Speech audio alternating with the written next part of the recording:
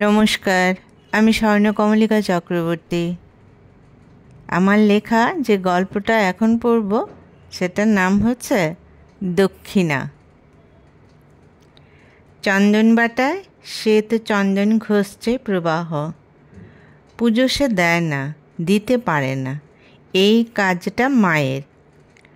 মা আজ ভীষণ ব্যস্ত রান্নাবান্না নিয়ে, তাই ছেলেকে বলেছে ঠাকুরের পুজোটা দেওয়ার জন্য।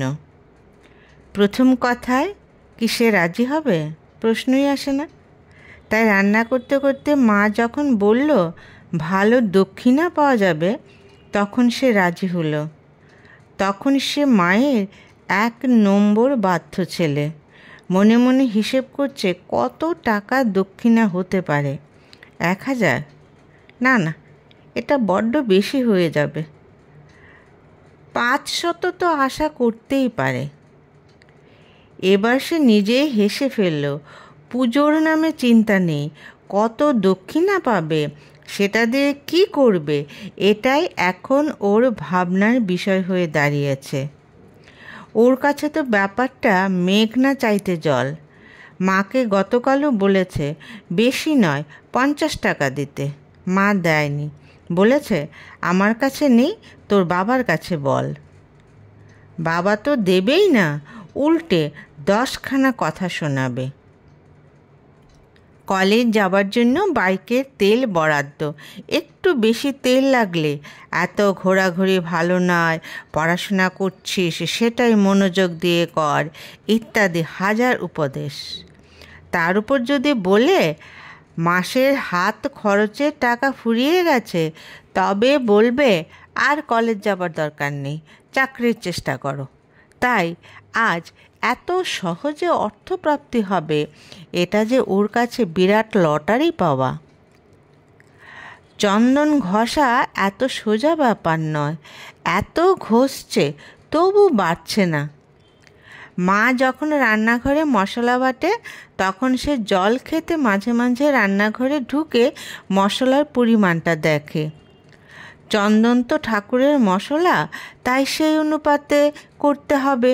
সে ঘষছে আর মনে মনে হিসেব করছে, মা রোজ কি করে এত চন্দন ঘষে? কই কোনো দিন তো মায়ের মুখে শুনিনি যে ঘষতে ঘষতে আর পারছি না। বরং মশলা বাটতে বাটতে বলে যে আর কত দিন যে এইভাবে করব? তোর বাবাকে কতদিন বলেছি গুঁড়ো মশলা আনতে, না, তিনি বাজারের গুঁড়ো মশলা খাবেন না। মশলা ধুয়ে রোদে দিয়ে শুকিয়ে তারপর বাটা। একটা মিক্সি থাকলেও তো কিছুটা গুঁড়ো করে নেওয়া যেত। কিন্তু কিনে দেবে করে করে মেয়ের বিয়েও হয়ে গেল, মিক্সি আর কেনা হলো না। মা আজ দিদি জামাইবাবুকে দুপুরে নেমন্তন্ন করেছে। বিয়ের পর মাঝে মাঝে তাদের খাওয়াতে হয়, মেয়েই মাকে বলেছে, কারণ তা না হলে শ্বশুরবাড়িতে মেয়ের মান থাকবে না। বলবে কিপ্টে বাড়িতে ছেলেকে বিয়ে করালাম, একটু ভালো মন্দ খাবার খাওয়ানোর নাম করে না। তাই প্রবাহ বুঝে গেছে মাসে একবার তো অবশ্যই, দুবারও সেটা হতে পারে। আর জামাইবাবু মনে হয় বেশ খুশিই হয়, কারণ ঝুলে ঝালে অম্বলে তো শাশুড়িই জামাইকে খাওয়াবে। নিজের মা তো বলেই দিয়েছে, এখন আমি আর খাওয়াবো না, কারণ তোমার শ্বশুর বাড়ি আছে। অতএব জামাইবাবু সৌজন্যে প্রবাহ বেশ কবজি ডুবিয়ে খেতে পারে। আজ দিদি জামাইবাবু আসবে, অতিরিক্ত আরও 2জন, মানে শ্বশুর এবং শাশুড়ি আসবে। তাই মায়ের চাপটাও একটু দ্বিগুণ হয়ে গেছে।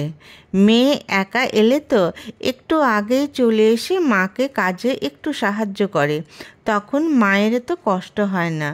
কিন্তু আজ মেয়ে তাড়াতাড়ি আসতে পারবে না। মেয়ে বলে দিয়েছে ওরা আসবে, তাই ওদের ফেলে তো আসা যাবে না। আর তাদের তো বাপের বাড়ি নয়, বেশি তাড়া দিলে বলবে থাক আমরা যাচ্ছি না, তোমরাই চলে যাও। অতএব আজ ওরা যখন আসবে তখনই আসা হবে। মেয়ে তো সকাল থেকে বাপের বাড়ি যাওয়ার জন্য তৈরি। শাশুড়ি বলছে আজ কাজগুলো সব তাড়াতাড়ি শেষ হয়ে যাচ্ছে, তাই না? মেয়ে আর কি বলবে, বলতে তো আর পারছে না যে তোমরাও তাড়াতাড়ি তৈরি হয়ে নাও। মুখে শুধু একটা হাসি দিল, অন্তরটা ফেটে গেল। মনে মনে বলল, তুমিও তো বিয়ের পর নিশ্চয়ই বাপের বাড়ি যাবার জন্য ব্যাকুল থাকতে। এখন সেই সব দিনের কথা ভুলে গেছো, আর তাই আমার তাড়া দেখে তোমার অবাক লাগছে। আমিও হয়তো আমার ছেলের বউকে বলবো যে এত তাড়াহুড়ো করছো কেন। এটাই যুগ, যে যুগ যুগ ধরে শাশুড়ি বউয়ের সম্পর্কটা এমনভাবেই চলছে। কেন চলছে সেটা আমিও জানি না, তুমিও জানো না। ও মা, আপনারা এসেছেন, আসুন আসুন। আমাদের পরম সৌভাগ্য, আপনাদের পদধূলি আমাদের ঘরে পড়ল। বেয়াই বেয়ানকে দেখে মা বাবা দৌড়ে এলো, না হলে তো বলবে আমরা এলাম, নজরেই পড়ল না কারোর। বেয়ানের হাতে একটা বড় মিষ্টির প্যাকেট। এত মিষ্টি আবার কেন আনলেন?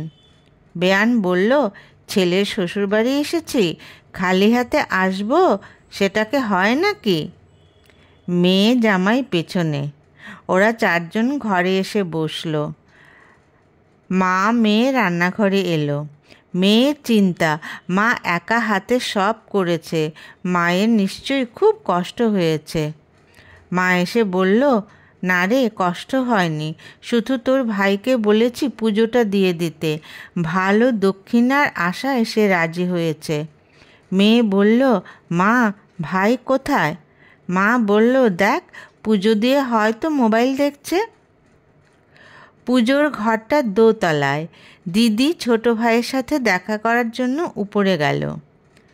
মা বলেছিল ভাই ফোনে ব্যস্ত, কিন্তু ভাই কিসে ব্যস্ত সেটা যদি মা দেখে তবে মায়ের কি চেহারা হবে সেটা দেখার জন্য সে চুপি চুপি নিচে নেমে এলো।